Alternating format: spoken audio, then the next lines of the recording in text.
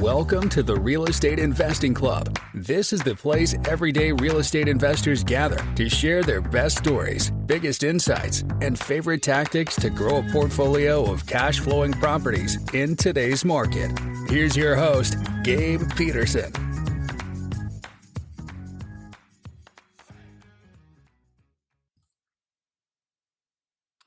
All right. We are back with another episode of the Real Estate Investing Club. Today we have Benson Juarez with us.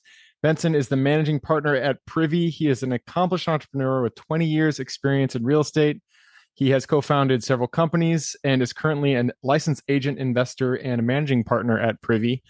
This is going to be super exciting because Privy is a data platform, and every deal starts with finding good deals. So Benson is going to help us go through the data side of things and how to go out there and find good deals and make sure those are actually good deals. So I'm super excited about this, Benson. Thank you very much for hopping on the show. Thanks for having me, Gabe. I'm excited too. Absolutely. I told you before we got on here, we like to start with stories. I'm sure you got a good one. So why don't you take us back to the beginning? How'd you get started in real estate?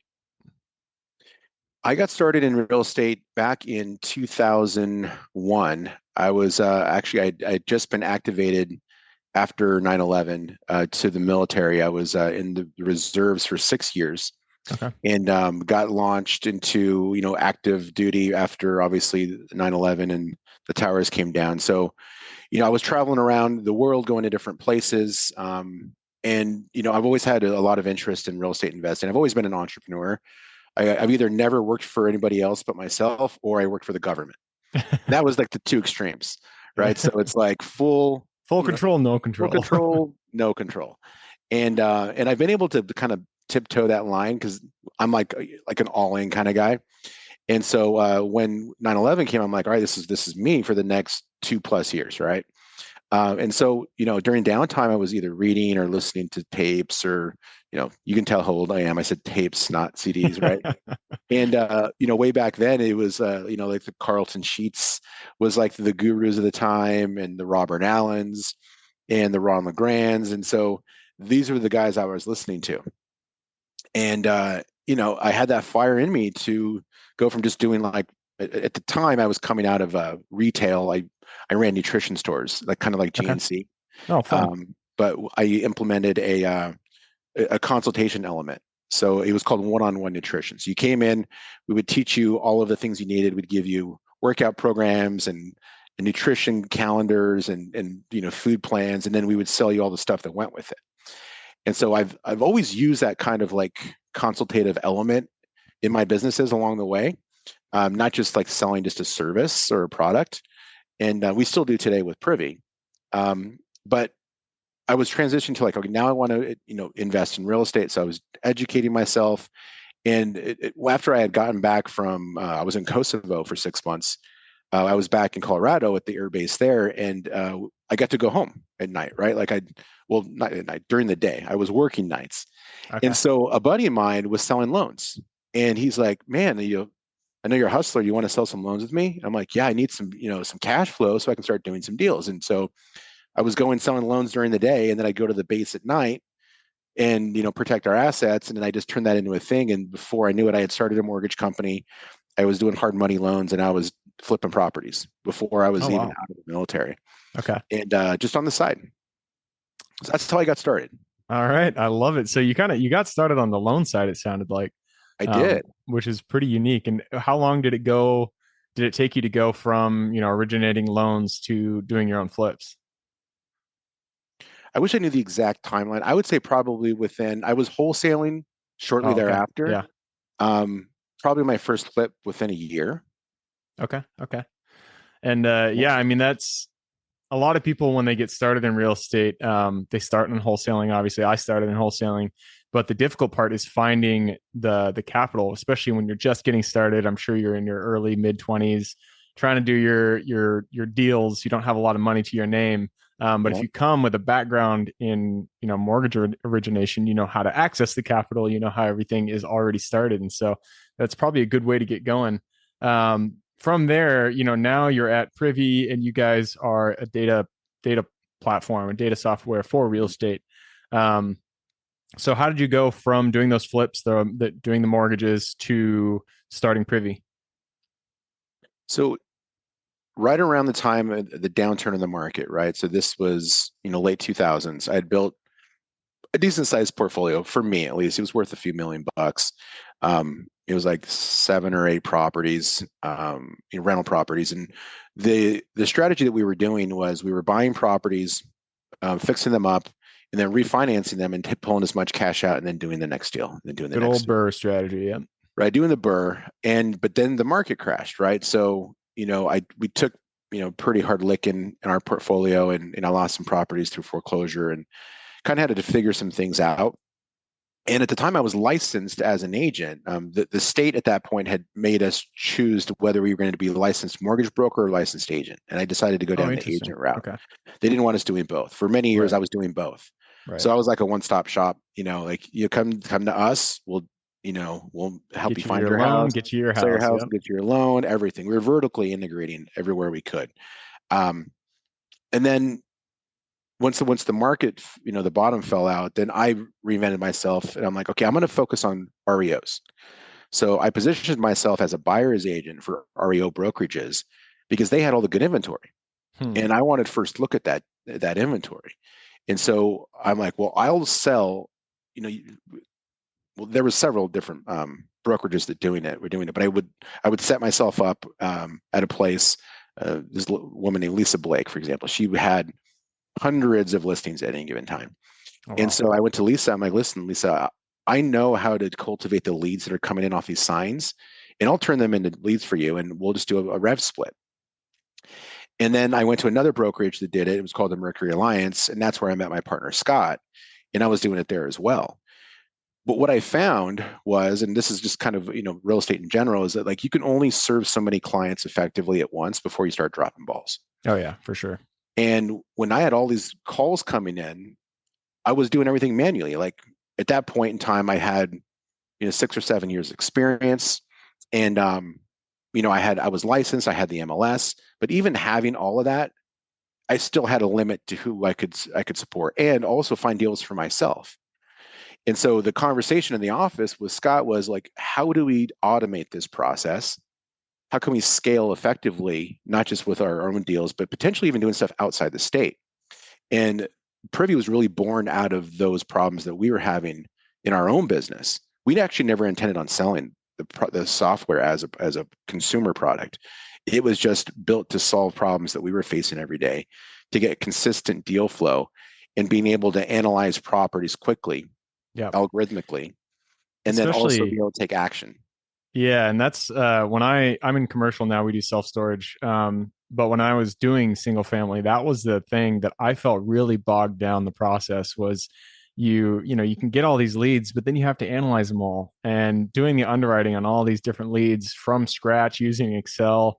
It just it doesn't take long individually, but when you have to do it so many times over and over and over again, it really, really bogs down the process. So that makes a lot of sense. It sounds like that was the problem that you guys were trying to solve. It was, yeah. So, the very first MLS that we got was RE Colorado, and that was in Denver. And this was before there was any sort of normalization of data sets nationwide. But at that time, NAR was putting an initiative down to all of their MLSs that was going to basically make the data sets congruent throughout all of the MLSs, so they could provide products so vendors could create products based off of their data set. And so we were actually the first guinea pig in Colorado when that started, and it was a way for us to get our foot in the door. And now we've got over 80 direct to MLS data contracts, and we've got another 30 or so in the queue. But we've really kind of dug a moat around our company with that data set because it's almost impossible to get. And you really have to go through. Real quick, what is direct to MLS? When you say that, what do you mean? So we have to. So if you're familiar with like a prop stream or like a bad leads, like the great companies, they do a lot of things really well, but none of those companies have MLS data. It's all aggregated, or it comes from other sources, from like counties and et cetera, et cetera. Well, counties, that's actually completely different data set. That's like the public record data set. Okay.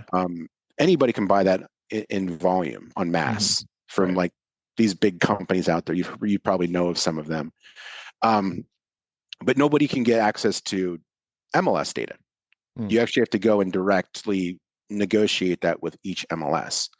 And Right. so we've done that over the years. Ours was the first one in Colorado, but it's in a business where numbers matter. You can't be loosey goosey with where you're getting your information. You don't want to be going to Zillow to pull Yeah. comps, Always. right? I really wish Zillow didn't exist because they're always overpriced. And so sellers will go there and be like, no, my house is worth 20% over what it's actually worth. Don't worry Right. about it. Well, and they have what's called their Zestimate, right? The Zestimate Mhm. is an AVM or an automated valuation model. So it's Mhm. an algorithm that basically takes all the sales data and then compiles an estimated value of a home. And even I think in their own disclaimer, it says that they're off like 20 to 30%, Yeah. which makes it completely useless, right? Right. Yeah. And we know how bad their algorithm is. And they're $1 billion company, by the way. Right. And their It should be algorithm is better. that bad, right? Which actually proves more than that they're not bad themselves. It's just that's the limitation of what you can do with that kind of data, Right. is that to zero in on an actual valuation or an after repair value is really hard without actually getting someone's eyes on it. Now, Right. times are You have to know changing with the artificial condition of the intelligence. property, all that stuff. Yeah. Right. The condition is a big part of it. So AVMs don't work. So it was always something we understood when we came into the space, is that we're not going to go and try to tell you what a property's worth.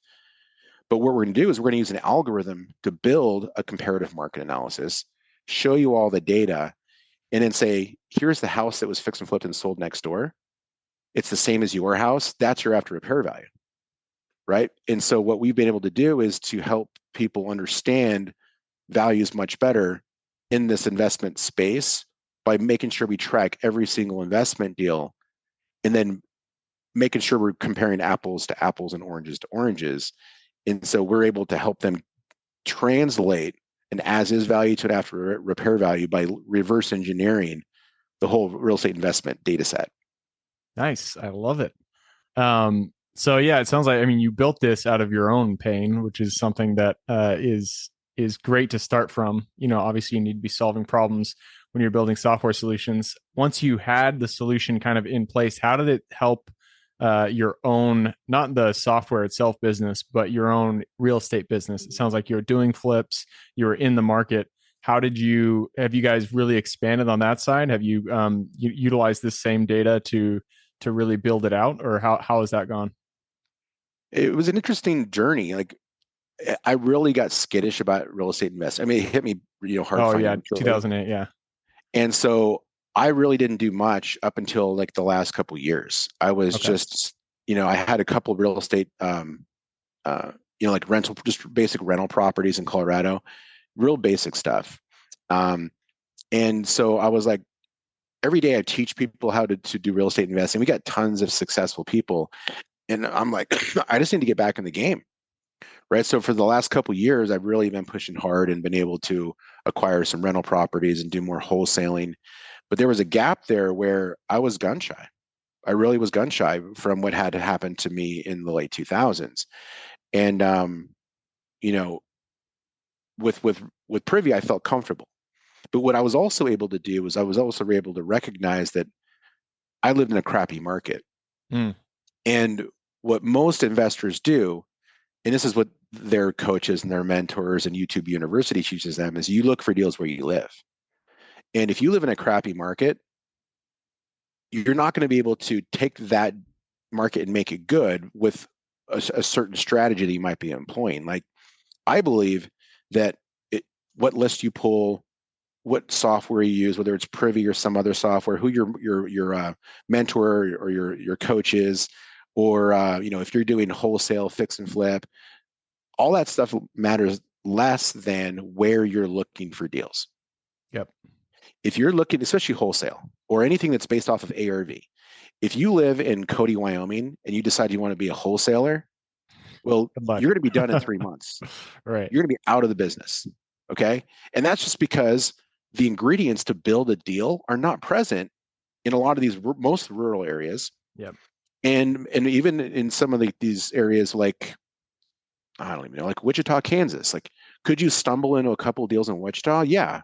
Could you build a business around it? Probably not, especially if you're newer. Like the people that are maybe having success in Wichita, like they've really cut their teeth and they've carved a niche for themselves over years, and they've dominated that market. What they should be doing is leveraging the data. And so we track every investment property nationwide, and we say, don't look where you live unless the data says to look there. Yeah. So I can say, okay, here's all the areas in the U.S. that have the highest investment activity. That's where the data is for you to be able to prove ARV, because you literally can't prove ARV on a house unless you have a comp that's flipped. Yeah. When an appraiser, you could do the best, most perfect renovation you've ever seen. It could rival something you saw on HGTV. And then when that appraiser gets there to appraise it, and they have to use unrenovated comps, well, all of a sudden your value gets squashed. Will you get a little bit of a bump? Yeah, you will for a little bit of a bump because they're not idiots. They understand that there's labor and there's cost, but you're not going to get the maximum return on investment on that property because you chose the wrong area to do the flip in the first place. And that all trickles down. Yep. And that was the next question I was going to ask. When it comes to investing, the market, as you said, matters so much. I mean, obviously you can find good deals anywhere, but it really does come down to the market. And so what do you guys look for? Actually, what are the signs of a healthy market from your perspective, from, what you see in your data? What are the markets that you should be investing in? Again, it comes down to investment activity, right? And it depends too on your exit strategy. But if you're measuring how good a deal is by the percentage of ARV, you have to be in an area where people are doing flips.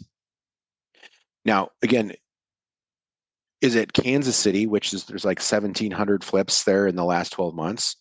Or is it Chicago, which there's over 4,000 flips that have happened in the last 12 months? There's a range there. You don't have to always go to the highest. You can build a successful business in Kansas City. But if I have the opportunity to invest anywhere, why would I choose a low or a middle end market based off the data, or choose the best market? And then now I don't have to go and do multiple KCs to get the volume I need to meet my financial goals. So you're really looking for activity on the investment side. You're not looking for, net migration, employment, projected employment growth, all that kind of stuff. No, well, that stuff does affect it, but it's secondary, right? So there's other indicators that are closer to me that I can understand, like fix and flips are happening. Yeah. Now, does unemployment and migration and all that stuff affect the number of fix and flips that are happening? Yes, but I don't have to understand it. All I got to know is that there's 20 fix and flips in this neighborhood, and what that does is it turns every unrenovated home in that neighborhood into a deal, as long as it's priced right for the condition it's currently in. Yep, that makes sense. So I don't, and for new people, that education is easy. Like I can look at a map and all of a sudden I just see a big blue blob on the map. And I'm like, that's where I should look. Who cares about all these graphs and all these, scales and, economic forecasts? I mean, you can really get lost in that stuff and just never really understand what's going on, and it'll bog you down. So with us, we're like, okay, here's a heat map. Go to where you see big blue blobs. And that is my favorite kind of data. I do love seeing numbers, but when somebody can take it and turn it into something like a Tableau type of presentation where you're just looking for colors, that's what I like to see, because then it makes it a lot easier when it comes down to making those decisions. I love everything you've said so far. I took a peek at the clock. We have run down our time, so we do need to move on to the quick question round. Are you ready? Let's do it. Let's do it. Starts with books or any form of education. Give me 2 recommendations, one for general life wisdom, one for real estate specific. Well, I'm reading one right now that I really like, actually. Well, there's a handful. So The Power of More. Okay. That's a great book. For me, it's more about like an abundance mindset, and really just kind of thinking like there's always the ability to do more, and most of it is limiting beliefs, like getting out of my own way. That's a book I like.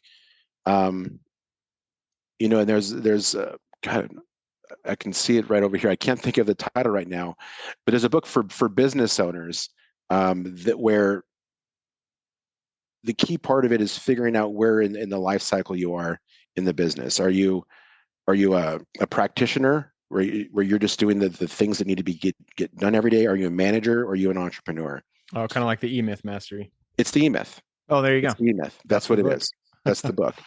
Right. So that's the book I'm reading right now. And so I've gotten stuck in just being the one that's operating every day in the business. And I've lost sometimes the entrepreneurial perspective and being able to put the vision in place. Now, fortunately, I got a business partner who is the visionary, right? So I am kind of been in the integrator role just from how we've been doing things, and that has served me well. But now what I'm doing, I want to scale, right? So now I'm putting my entrepreneurial and visionary hat on to be able to scale my side of the business, which is business development and sales and strategic partnerships. And so the E-Myth for me has been a book that has been helping me a lot. And then that along with, I've really recently brought on a coach. So now I've got a business coach, which recommended the E-Myth book to me. And so that's working hand in hand just to help me scale up as a business partner and as a business owner to help get Privy to the next level. Nice, man. I love it. Yeah, moving out of the initial role of being the executor and all the different roles is a difficult thing for any entrepreneur, but it is so crucial. And that's why we love talking about VAs on this show, because that is the easiest way to get yourself out of there, to start offloading the tasks to somebody else who can do it for you. So love that. I'm going to move us on to the next one. And this is for your younger self. So let's go back to the Benson who was just getting started. He was just doing that first loan right after getting back from the military. Look him in the eye, give him one piece of advice moving forward. I would say really doing due diligence on business partners more thoroughly. I was too apt and able to jump into bed with somebody because I felt like they were bringing more to the table than I was. And I had certain things I was bringing, like money and time, and I was leaning on their experience without really digging in and looking at background. Where do they come from? What's their experience? I didn't pull references. I ended up getting screwed by a business partner who stole a bunch of money from me and was my mentor essentially in the loan business.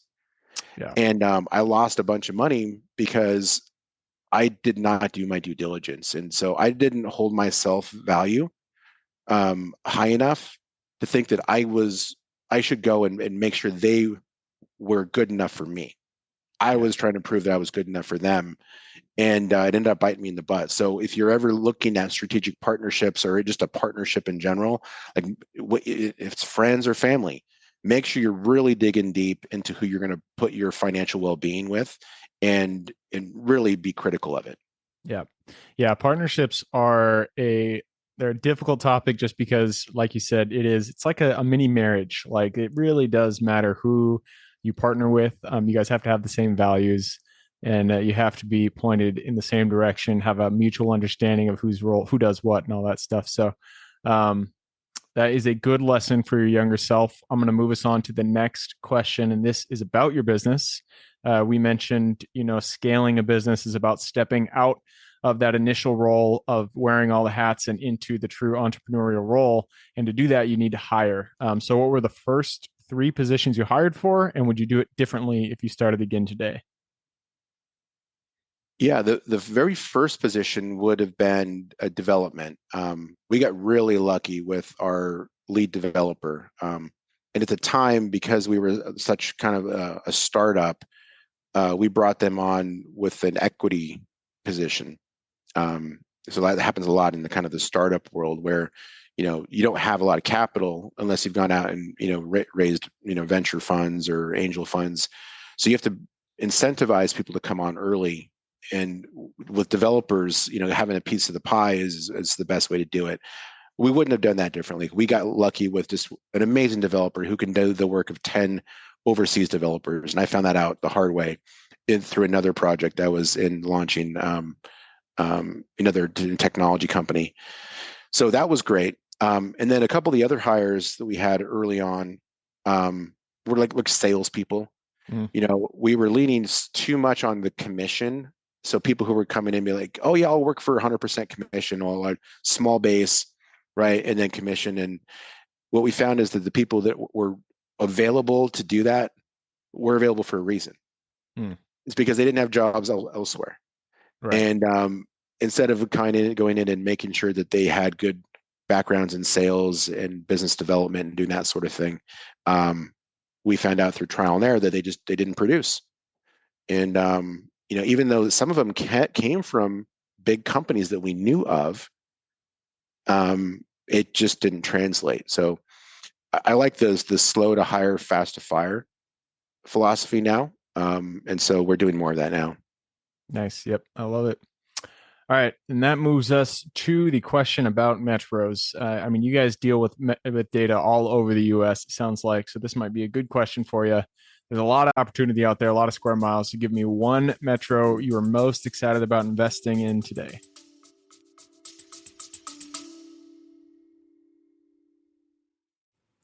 Before we continue on with today's guest, I want to tell you guys about a community I'm launching on School to help investors like yourself grow your own portfolio. In this community, you'll get access to all the docs I use, all the systems I've built, everything I've used to grow my own portfolio, as well as instructions and guidance on how to get out there and find great deals, how to finance those deals, and then how to manage them for great returns. Since we're just launching it, the price will be set at a measly $20 per month, and whatever price you join at is the price you'll have for life. We will be increasing the price as the group grows, so if you're at all interested in growing your portfolio along other investors, now is the time to join. I will put the link somewhere in the bio or on our podcast website at therealestateinvestingclub.com, so if you are interested, head on over there. With that said, let's get back to the podcast.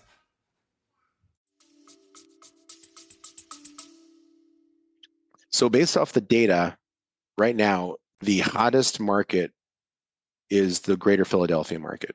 Philly, interesting. I was going to say Jacksonville, but Philly, okay. Yep.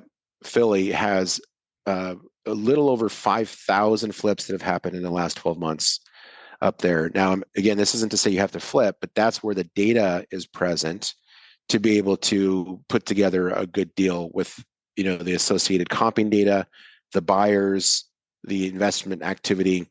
And there's a ton of rentals in Philadelphia, South Philadelphia, where the Fresh Prince grew up. Right. I almost went into that, but I stopped myself. Love it. So that's honestly, probably one of the hottest markets in the whole U.S. Yeah, I would not have guessed that. That's funny. Just out of curiosity, I live in Seattle. I'm sure that's a shit market, right? Just because the price points are so high and it is. Yeah. I wouldn't spend any time there. If I was going to do anything on the West Coast, it'd be in Los Angeles County. Interesting. Okay. Right near Inglewood, where SoFi Stadium is, and right near USC. That's the hottest market right there. It's where the 105 and the 110 cross in all of the West Coast. Okay. So if I were to make a gross generalization when it comes to identifying good markets for flips, it sounds like lower price point, major metros that have growth potential like Indianapolis, Columbus, Philadelphia, obviously. These are the metros that make most sense when it comes to flips. They do. Yeah. It attracts a lot more investment activity. And the more flips you have, the more data you have to be able to prove ARV to your buyers or to your appraisers. And then there's a snowball effect. And so a rising tide raises all ships. So even if there's fix and flip activity there, rental properties perform well in those areas too, because people want to live there. So the demand for rent goes up. The municipalities invest in infrastructure. When there's a lot of fix and flips happening, next thing you know, they're putting in new street lights, they're putting in new bus stops, they're paving the roads. There's a Starbucks pops up on the corner. There's a brewery down the street. Like all of those things start to happen when there's a lot of fix and flips, and that helps everybody in the community. Same thing with like short-term rentals.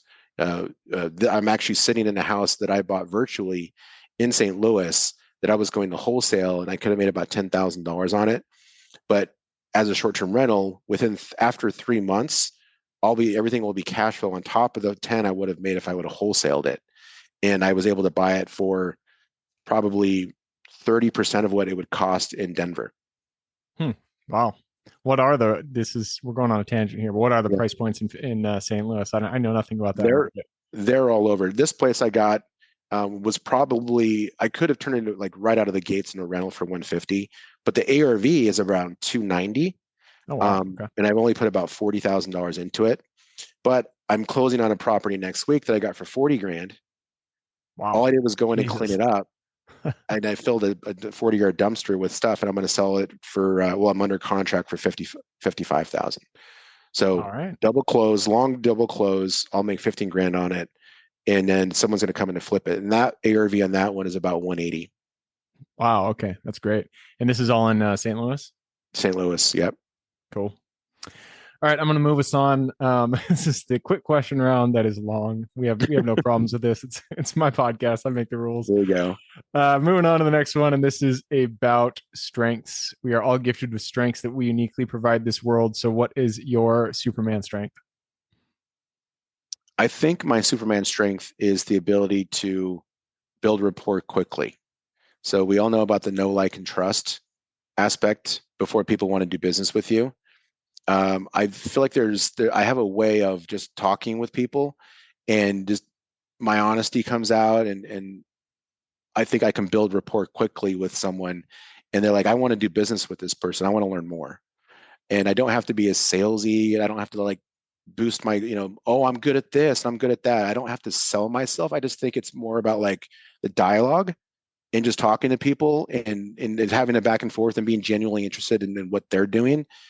And that's worked really well for me. And that's why I think that we do well with strategic partnerships and the way that we've aligned ourselves with a lot of the mentors and, kind of the high level of partners that we have in place has been through me leveraging that superpower. Nice. Yep. It all starts with relationships. Every business is built on relationships. I feel like specifically real estate is very relationship heavy. So love to hear that. That is a good strength to have. That moves us on to the second to last question. This one is about mentors. None of us are islands. We all stand on the shoulders of giants. So who is one mentor who has contributed significantly to where you are today? Interesting.